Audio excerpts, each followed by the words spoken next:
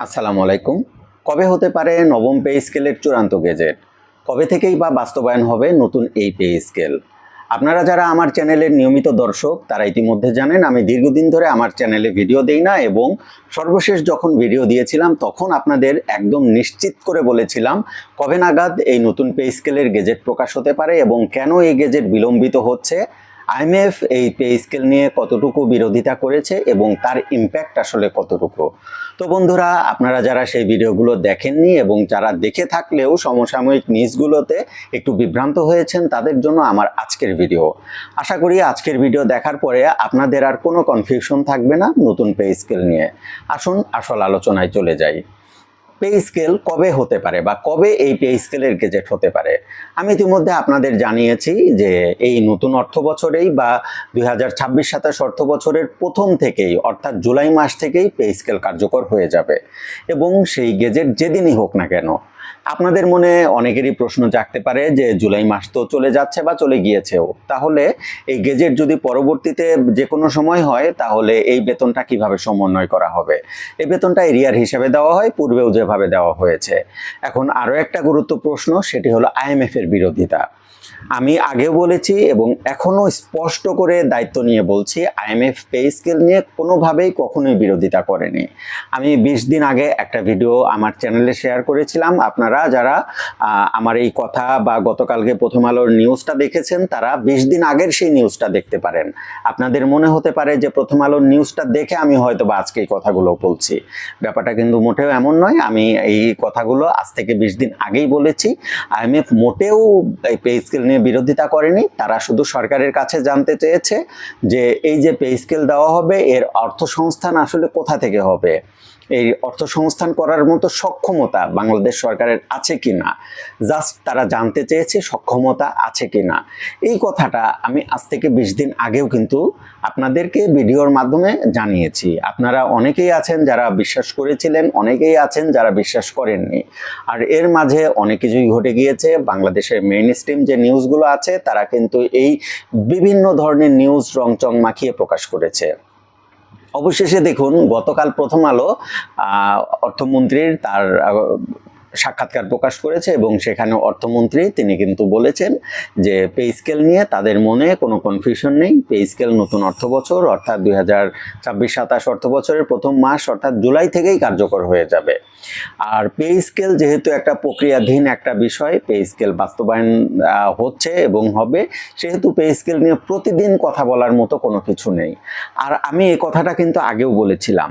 আপনারা নিয়মিত দর্শক যারা তারা কিন্তু জানেন যে আমি সর্বশেষ যখন 2-3টা ভিডিও দিয়েছি সেই ভিডিওগুলোতে এই কথাগুলো বলেছি।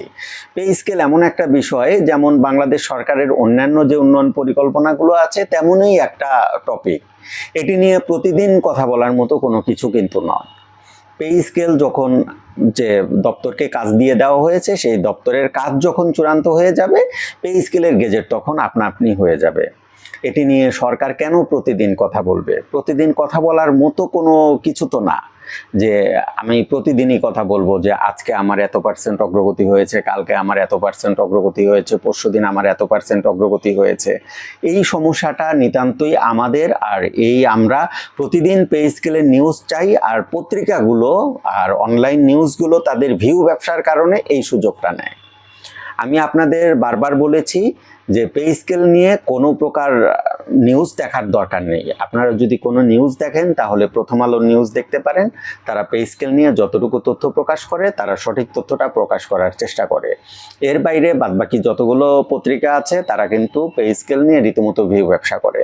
তারা সকালবেলা এক নিউজ প্রকাশ করে, বিকেলবেলা আর এক নিউজ প্রকাশ করে।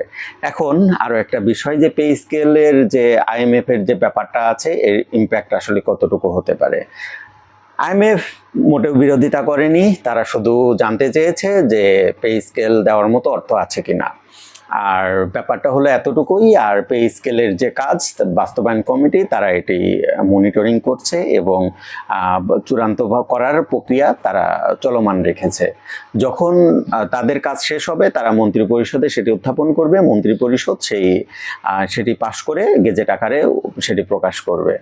আর এই যে টোটাল প্রসিডিউর শেষ হতে হয়তো বা আগস্ট মাস শেষ হয়ে যাবে, সেপ্টেম্বরের শেষের দিকে হয়তো বা গেজেটটা হতে পারে।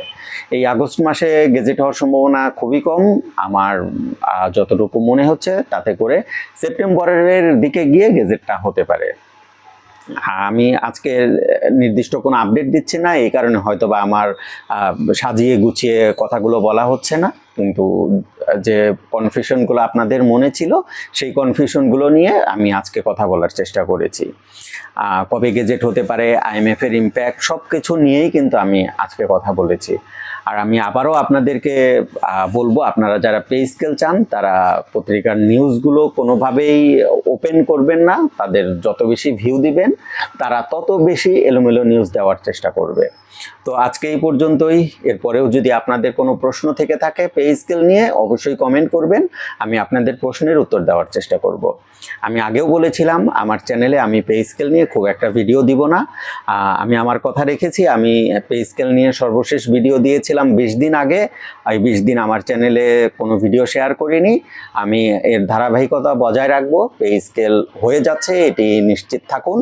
আর যে বিষয়টা হয়ে যাচ্ছে, শতভাগ নিশ্চয়তা দেওয়া যাচ্ছে, সেই বিষয়টা নিয়ে প্রতিদিন কথা বলার মতো কোনো কিছু নেই। তো আজকে এই পর্যন্তই। সবাই ভালো থাকবেন। আসসালামু আলাইকুম।